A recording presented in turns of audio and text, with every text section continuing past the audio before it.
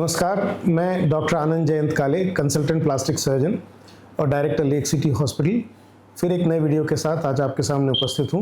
कई लोग मेरे से ये सवाल पूछते हैं कि सर, बर्न इंजरी में किन पेशेंट्स को एडमिट करने की ज़रूरत पड़ती है, भर्ती करने की आवश्यकता होती है, कितना परसेंटेज पेशेंट का बर्न होना चाहिए।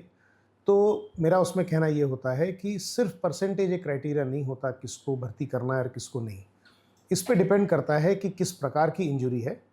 अगर किसी को चेहरे के ऊपर जल गया है तो परसेंटेज वाइज अगर हम देखें तो वो 4-5% भी हो सकता है, लेकिन कई बार उस पेशेंट को रेस्पिरेटरी बर्न इंजरी हो जाती है, मतलब गर्म भाप लेने की वजह से अंदर फेफड़ों को भी नुकसान पहुंचता है। तो इस तरह के 3-4%, 5% बर्न को भी एडमिशन की ज़रूरत पड़ती है। अगर कोई छोटा बच्चा है जिसके बटक्स में, पुट्ठे के आसपास, पेशाब के आसपास वाली जगह पर कुछ जल जाता है, तो इस तरह के एरियाज़ में भी आपको कभी कभी हॉस्पिटलाइजेशन की ज़रूरत पड़ती है। छोटे से परसेंटेज बर्न में अगर किसी को इलेक्ट्रिकल इंजरी हुई है तब भी हमको आवश्यकता पड़ती है परसेंटेज के हिसाब से नहीं देखते हुए, इलेक्ट्रिकल इंजरी को ध्यान में रखते हुए एक दिन के ऑब्जर्वेशन के लिए एडमिट करने की आवश्यकता पड़ती है। कई बार ऐसी सिचुएशन होती है पेशेंट को कि उसको एसिड इंजरी या एल्कली बर्न हो जाता है, तो ऐसी सिचुएशन में भी हमको पेशेंट को हॉस्पिटलाइज करने की ज़रूरत पड़ती है। सो हमेशा एक ही क्राइटेरिया नहीं होता कि कितना परसेंटेज बर्न है।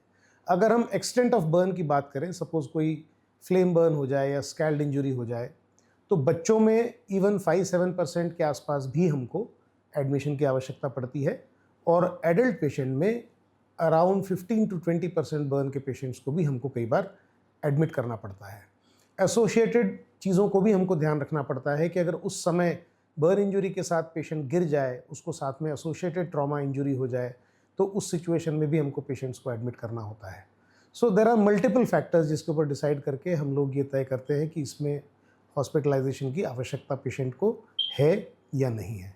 और परसेंटेज बर्न ये तय करता है कि हम पेशेंट को फ्लूइड्स कितना देंगे, वो कैलकुलेशंस जो है वो परसेंटेज बर्न के हिसाब से डिसाइड होते हैं, लेकिन कितना गहराई में जला है और कितना सतही जला है उस पर यह तय होता है कि पेशेंट को अभी इमीडिएट ऑपरेशन की आवश्यकता है या नहीं है। इसी तरह की इंटरेस्टिंग सवाल और जवाबों की सीरीज़ में हम अपने नए वीडियोज़ आपके सामने लाते रहेंगे। नमस्कार।